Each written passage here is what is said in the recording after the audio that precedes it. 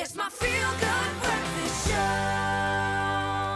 Welcome back. This is your feel-good breakfast show, Expresso on SABC3. Now, the festive season brings with it a whole lot of magic and the tradition of theatre. Now, in Cape Town, that includes the tradition of opera, which actually has quite a long-running history in our country. And this week, 4 new stories will make their way onto the stage, presented by the Cape Town Opera with the support of the full orchestra at the Artscape Theatre. And this promises to be something of a treat and a delight to all lovers of theatre from all cultures.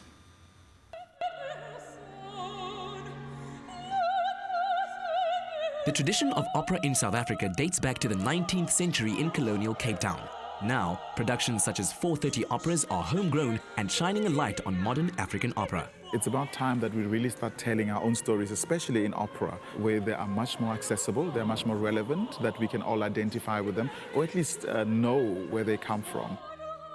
Blood of Mine is a story about what society expectations on women are, and because it's about this woman that can't bear children, or seemingly can't bear children. It comes out at the end of the opera that actually the husband is the one that actually can't produce any kids, and because she falls pregnant from someone else, I think a friend of the husband. The essence of it is about really what society's expectations of women are.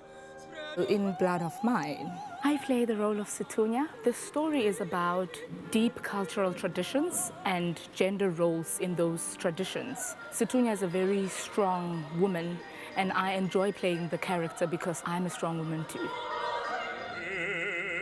The production features 4 30-minute musical stories, including the tale of an elderly South African woman applying for a passport to visit her grandchild abroad, a shipwreck on the wild coast, and the manifestation of violence in society. There are 4 very different South African stories, and each one has found its own style musically. These are very contemporary, very personal works and very real things. They're part of our national understanding of what it means to be South African.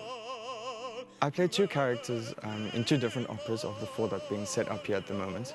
The first one is Christopher in Bessie the Blue-Eyed Xhosa. The second character I'm portraying is famous South African tenor Dion van der Walt, who was murdered allegedly by his father in 2005. It's a wonderful honor being able to portray such a great operatic figure in South African history in an opera, on an opera stage, because he was such a big name in South African opera history. That took quite a bit of analysis and research to be able to understand and portray the character. The audience is also invited onto stage to observe these stories in a more intimate seating arrangement with the majesty of full orchestra and chorus line. We're sitting on stage, the audience are sitting on stage with us. That closeness, very important to what I think we're trying to create here. So breaking the boundaries, making everything a lot closer to us and a lot more immediate and raw. It is really about how to get a glimpse of the South African life, whether in the past or present, and also the kind of ideas that we as South Africans can actually produce that are not seen anywhere else.